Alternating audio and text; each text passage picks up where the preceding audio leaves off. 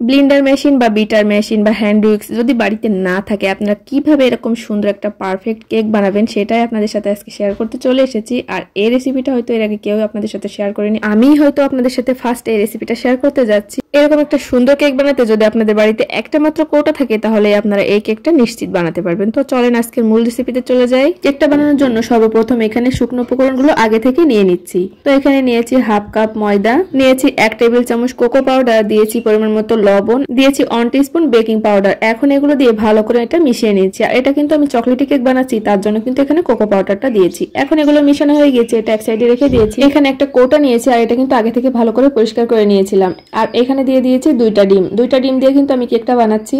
তো ডিমগুলো দেওয়ার পরে কিন্তু আমি কৌটার মুখটা ভালো করে আটকে নিয়েছি। কৌটার মুখটা কিন্তু আমি খুব ভালো করে লাগিয়ে নিয়েছি। আমি কিন্তু বারবারই বলছি কৌটার মুখটা খুব ভালো করে লাগিয়ে নিতে হবে। এখন এভাবে ঝাঁকিয়ে ঝাঁকিয়ে যতক্ষণ পারেন ততক্ষণ এভাবে ঝাঁকাতে থাকবেন। আমি কিন্তু এভাবে প্রায় 10 মিনিটের মতো এটা ঝাঁকিয়ে নিয়েছি। এই পর্যায়ে কিন্তু আমি কৌটার মুখটা খুলে দিচ্ছি। আর এখানে দেখেন কতটা ফোমি মতো হয়ে এসেছে ডিম থেকে। এই পর্যায়ে দিয়ে দিচ্ছি 1/3 কাপ চিনি। আর চিনিটা কিন্তু আপনারা কম বেশি করে নিতে পারেন। তো এখানে কিন্তু 1/3 কাপ চিনিটাই ঠিক হয়ে যায় 2টা ডিমের জন্য। তো এগুলো দিয়ে কিন্তু আমি আবারও কৌটার মুখটা ভালো করে লাগিয়ে নিয়েছি। আর এইভাবে ঝাঁকাতে যখন চিনিটা একেবারে গলে গিয়েছে তখন কিন্তু কৌটার মুখটা আমি আবারও আগলা করে দিয়েছি।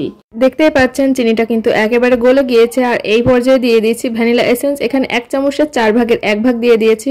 চকলেট ইমালশন হাফ চামচের মতন দিয়ে কিন্তু এটা আমি আবারও ভালো করে ঝাঁকিয়ে নিচ্ছি। যখন এটা ভালো করে মিশে এসেছে তখন আমি কিন্তু কৌটাটা আবারও খুলে এইভাবে এখানে দিয়ে দিয়েছি সয়াবিন তেল। আর সয়াবিন তেলটা ছিল 1/3 কাপ। তো সয়াবিন তেলটা দিয়ে আমি কিন্তু অল্প কিছুক্ষণ আবারও ভালো করে ঝাঁকিয়ে নিয়েছি। আর এখন কিন্তু আমার এই ব্যাটারটা রেডি।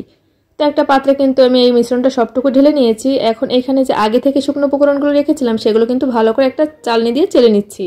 এখানে আমি 2-3 বার করেও মিশাতে পারতাম, তো একেবারে আমি এইগুলো দিয়ে দিয়েছি। তো এখন এখানে একটা চামচের সাহায্যে এভাবে ভালো করে এটা মিশিয়ে নিচ্ছি।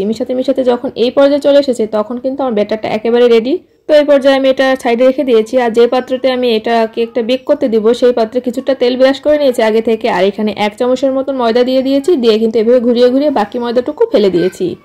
আপনারা চাইলে কিন্তু এখানে পেপারও দিতে পারেন। তো এখানে আমার ময়দাটা দেওয়াটাই মনে হয় যে বেটার হয়, এই জন্য কিন্তু এটা দেয়া। তো এখানে কিন্তু আমি আগে থেকে যে বেটারটা তৈরি করে রেখেছি সেটা এখানে সম্পূর্ণটা দিয়ে দিয়েছি। এটা একটু বেশি সুন্দর দেখানোর জন্য কিন্তু আমি উপর দিয়ে এরকম চকলেট বিস্কুট দিয়ে দিচ্ছি। তো আপনারা চাইলে এটা দিতেও পারেন আবার নাও পারেন। তো ব্যাস এটা কিন্তু সুন্দরভাবে সাজিয়ে নিয়েছি। এখন এটা চুলাতে বেক করব। এখানে হাঁড়ির ভিতরে কিন্তু 3টা পেপার দিয়ে একটা স্ট্যান্ড দিয়ে কিন্তু আমি 10 মিনিটের জন্য ফ্রি হিট করে নিয়েছিলাম। সেখানে কিন্তু কেকটা বসিয়ে দিয়েছি। আর এটা প্রায় 40 মিনিট আমি এভাবে বেক করে নিয়েছি। চুলার আঁচটা কিন্তু আমি এখানে মিডিয়ামে রেখেছি। 40 মিনিট পর দেখেন কেকটা কত সুন্দরভাবে হয়ে এসেছে। তো এখন একটা কাঠির সাহায্যে দেখছি এর ভিতরে কোনো কাঁচা আছে কিনা। তো কোনো কাঁচা ভাব কিন্তু নেই। তো এখন এটা আমি ছুরির সাহায্যে চারিদিকে এইভাবে একটু করে দিয়েছি। আর এটা কিন্তু ভালো করে আমি উঠিয়ে নিয়েছি। তো দেখতেই পাচ্ছেন ঝটপট তৈরি হয়ে গেল এরকম সুন্দর একটা চকলেটি কেক, তাও আবার কৌটার ভিতর দিয়ে। তো কেকটা কিন্তু আমি আপনাদেরকে একটু কেটে দেখাচ্ছি এটা কত সুন্দর সফট হয়েছে। তো দেখতেই পাচ্ছেন এটা কিন্তু অনেকটা সুন্দর সফট আর নরম হয়েছে। তো আপনারা চাইলে কিন্তু বাড়িতে বসে এইভাবে কৌটার ভিতর দিয়ে এরকম সুন্দর একটা কেক তৈরি করে নিতে পারবেন। আমার আজকের ভিডিওটা আপনাদের কাছে কেমন লেগেছে অবশ্যই কমেন্ট করে জানাবেন। যদি ভালো লেগে থাকে লাইক কমেন্ট শেয়ার করে পাশেই থাকবেন। সবাইকে অনেক অনেক ধন্যবাদ।